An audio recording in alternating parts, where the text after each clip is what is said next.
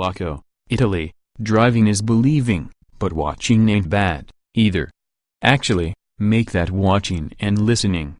Long before the eyes can focus on the moving object, the ears pick up its working noises.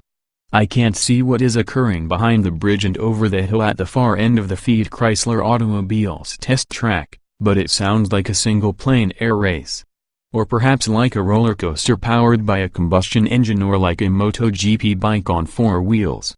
After a long, imageless prelude wrapped in cotton wool, the wah suddenly blares into sight, blending 7,000 rhythm plus upshift crescendos with trumpeting downshift double takes. Accompanying the street music are two bright LED spots and a red blob taking shape. Fast. At the entrance to the longest straight, a real-time object approaches at 100, 120, 130 miles per hour. Welcome to the world premiere of Dame Giulia at work, a feast for all senses and the stuff long-lasting goose pimples are made of. A small fleet of test cars is gathered under the lofty roof of what has been nicknamed Sergio's Ridome, a modern white and gray stadium worthy of a Roman emperor. There are half a dozen diesels but only 2 Quadrifoglio models to choose from. Although the super-frugal supporting acts will have to make hay in the European marketplace, it's predictable that enthusiasts zoom in on the performance model. It's loud, thirsty, expensive, but so what? The 505 horsepower crackerjack epitomizes all the elements that can make Alfa Romeo great again. What if it fails? Then it may go down in history as the harbinger of terminal doom. The Deutordi Quadrifoglio is the Super Giulia, the Mark's answer to the Audi RS4, BMW M3, and Mercedes-AMG C63. A four-door sedan on steroids, with broad shoulders, a proudly presented six-pack, and sexy hips. It's the physical embodiment of agility and aggression, self-consciousness and narcissism. Tense and curious, the men who made Project Giorgio its platform name happen are mingling with journalists. There is Harold Wester, the mastermind of Alfa and Maserati. And Roberto Fedeli, the new research and development director who left BMW's Project I for an even bigger challenge. In their wake, more blue suits join the open air fray, the chassis guru, the ruler over all quality issues, the senior software wizard. FCA boss Sergio Marchionne is notorious for not having a lot of time for his engineers. According to his monocular point of view, they spend too much money and don't get things done fast enough. But this time, we are actually ahead of schedule, rejoices a mind-dreading Wester. At 33 months, Giorgio beats the average gestation period by about 3 months. And Fedeli, Giulia is only the beginning. This architecture has a lot of potential. It is instrumental in redefining the brand for its climb to former glory. Enough small talk, yes. Let's slide behind the leather-wrapped multifunctional steering wheel, adjust the carbon shell sports seat trimmed in leather and Alcantara, pull the seat belt tight, and push the red start button. What did you expect? The erratic idle, punkish slang, and addiction to rev typical of the Alfa 4C engine? Or the horse brawl of the Maserati-based V8 fitted to the 8C Competizione? Instead, the V6 installed in the Giulia cultivates its own tonality, voice melody, and sound pattern. Its phonetic vocabulary does not include rogue terms like loudness and noise. Instead, it compiles rhapsodies for tenor and bass, sings songs, and constantly varies the intricate coloratura as it moves up and down the rev ladder. Even before the flagman steps aside, I feel compelled to summon the underhood orchestra, probe the turbo whine, the intake rasp, the clink-clonk switch between lung volumes, the full-bodied mid-range hum, the impatient lift-off skirmish.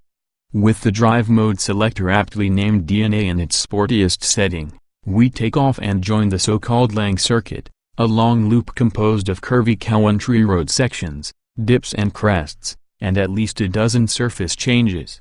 The clutch feels light and positive, but the 6-speed manual gearbox is more committed to stirring emotions than to changing ratios swiftly. Even though the aluminum knobbed lever moves through the gate with due precision, never mind that embarrassing fake downshift throttle blip, It can't match the 8-speed sport auto transmission available later this year for rapidity. Emotionally, however, the classic lever-operated man-machine interaction is likely more involving than any paddle shift routine. The 2.9-liter, twin-turbo quad-cam V6 musters 505 horsepower at 6,500 revolutions per minute. The fast-rising torque curve hits its peak between 2,500 and 5,500 revolutions per minute, where 443 lb-ft can't wait to skin the Pirelli P0 Corsa tires.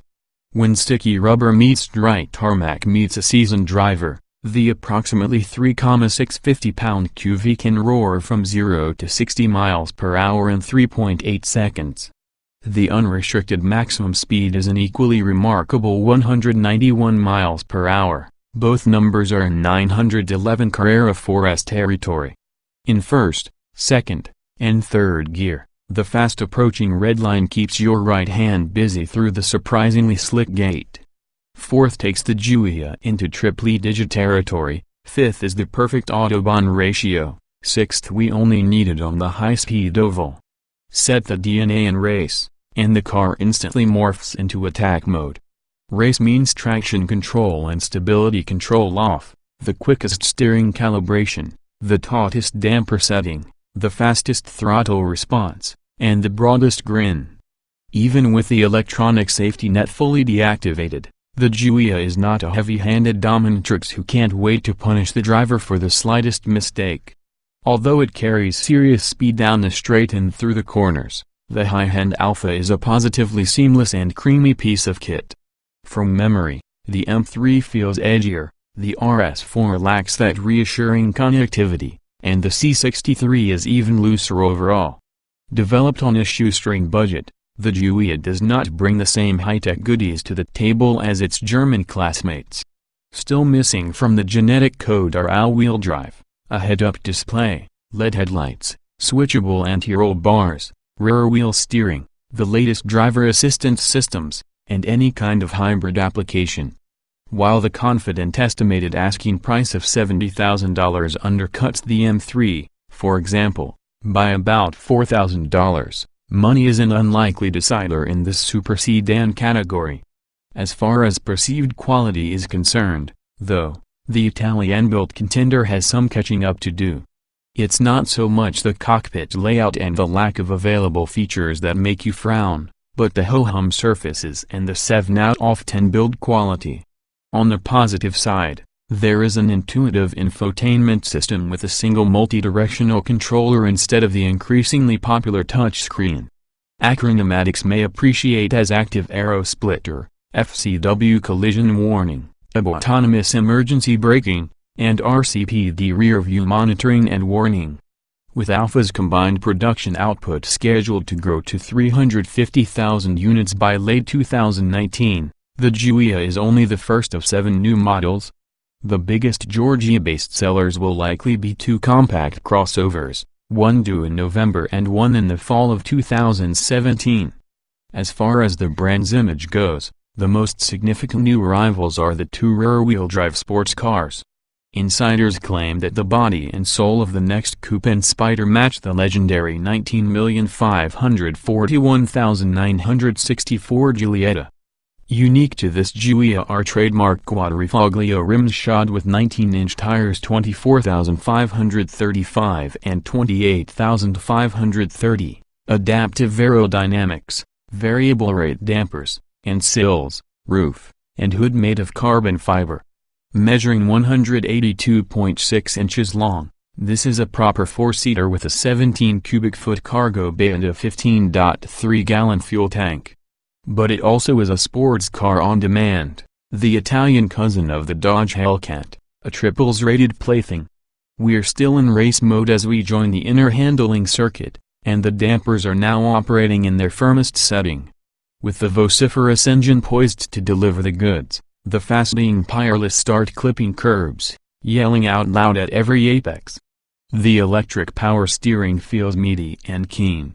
It relays all the information you need while sorting out irritations such as longitudinal grooves and transverse expansion joints. Weight, damping, and ratio are spot on. Praise is also deserved for the optional carbon ceramic brakes. They bite hard and fast, lap after lap. She is a powerful lady, the new Giulia, physically strong and with a mindset to match. Even in Quadrifoglio guise, drivers are not required to bring a sixth or seventh sense.